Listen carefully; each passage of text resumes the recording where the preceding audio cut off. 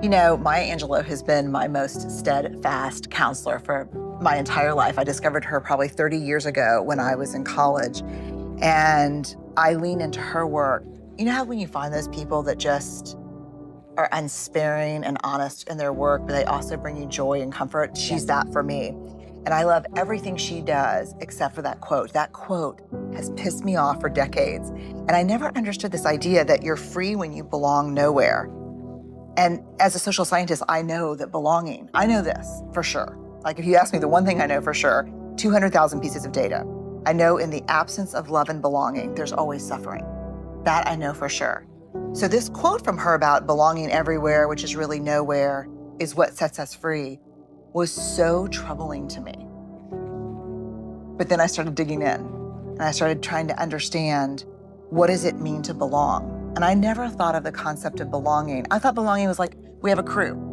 And belonging is something you kind of negotiate with external groups of people.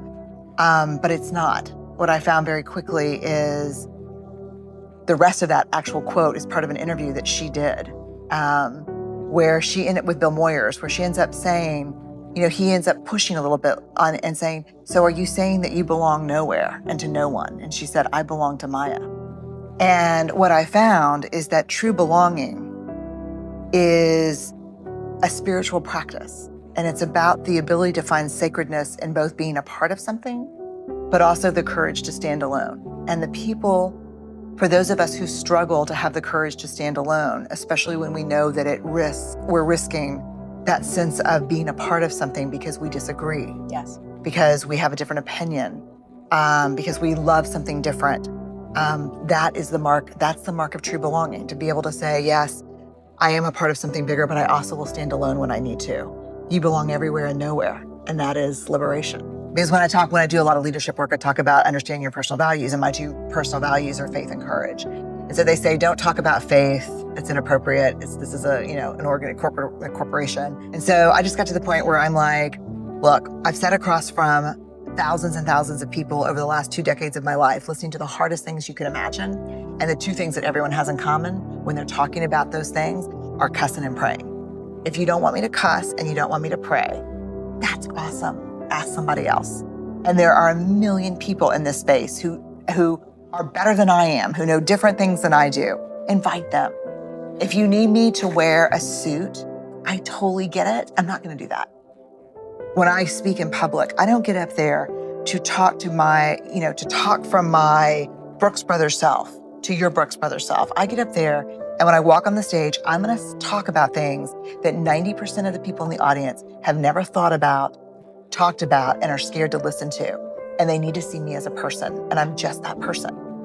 There's this part from Braving the Wilderness that it really changed me. It's the practice that came from the book, and it is, don't walk through the world looking for evidence that you don't belong, because you will always find it. Don't walk through the world looking for evidence that you're not enough, because you'll always find it. Our worth and our belonging are not negotiated with other people. We carry those inside of our hearts. And so for me, I know who I am. I'm clear about that. And I'm not going to negotiate that with you. I will negotiate a contract with you. I will negotiate maybe even a topic with you, but I'm not going to negotiate who I am with you. Because then, and this is, I think, the heart of the book, then I may fit in for you, but I no longer belong to myself. And that is a betrayal I am not willing to do anymore. I spent the first 30 years of my life doing that. I'm not willing to betray myself anymore. I just can't do it. So Braving is all about trust. And so probably 3 or 4 years ago, in a lot of my leadership work, I probably, and this is something people don't know about me, I probably spend 90% of my time inside big organizations working with C-suite teams. That's what I do most of the time. And so in working with leaders, one of the things that kept coming up is trust building in teams, building trust in a culture. The thing that's hard about trust is if I work for you, and you call me in and I'm like really upset because I got passed over for a promotion. And you say to me, look, Brené, you're doing great work, but there are some trust issues. The minute you say anything that I can perceive as I am no longer trustworthy or you don't trust me, we go completely limbic.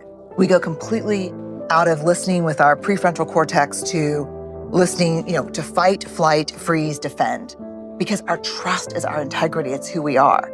So I kept wondering, when we talk about trust, what are we actually talking about?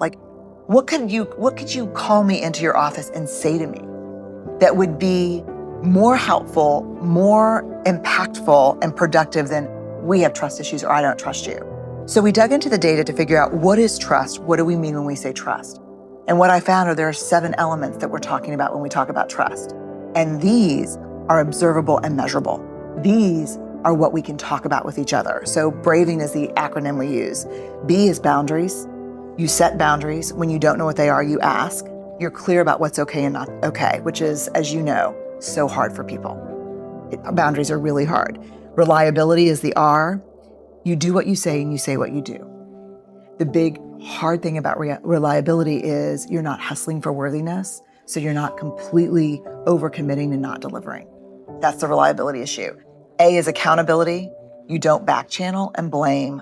You hold people accountable in a straightforward way. V, which I think is really interesting, is the vault. What people don't understand about the vault that's really interesting to me too is that you call me in and you say, I don't understand why I got the position. You say, look, we've got some trust issues that we need to work through. Specifically, I want to talk about confidentiality in the vault. And I look at you like, Marie, I have never shared a single thing that you have told me in the 10 years we've known each other. And you look back at me and say, yes, but you come in here on a regular basis and share things with me that are not yours to share.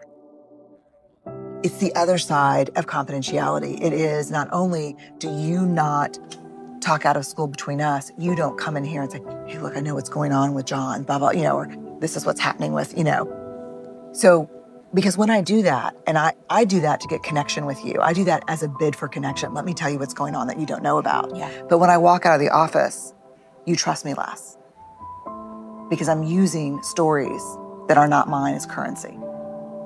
So we've got the vault. Then we go to I, integrity, which is choosing courage over comfort, practicing your values. And this is a big one, and I think we have this in common, and I love this about you. It's choosing what's right over what's fun, fast, and easy. We have a culture of fun, fast, and easy. We have a culture of people who don't do discomfort. I've never achieved a single thing in my career or life comfortably. And then we go to N for non-judgment. You can ask for help without feeling judged, and I can ask for help without judging myself. And then generosity, which I think is probably the biggest, hardest one for me sometimes, which is when something happens, I assume positive intent. So if things go sideways between us, I'm like, damn it, Marie, I'm so pissed off. I go and say, let me assume the best. Help me understand what happened, Marie. I thought we had a plan around this. And I give you a chance, a benefit of the doubt before I launch into my anger. That's human nature. That's wiring. In the absence of data, we will always make up stories. And so I think for braving the wilderness, the whole idea of the wilderness being those times when we stand alone and those times when we go out on a limb, the times we walk away from what we know, our ideological bunkers and our beliefs, braving is the tool to help us manage the wilderness. I'll leave you with this. There will be times when standing alone feels too hard, too scary, and we'll doubt our ability to make our way through the uncertainty. Someone somewhere will say, don't do it. You don't have what it takes to survive the wilderness. This is when you reach deep into your wild heart and remind yourself, I am the wilderness.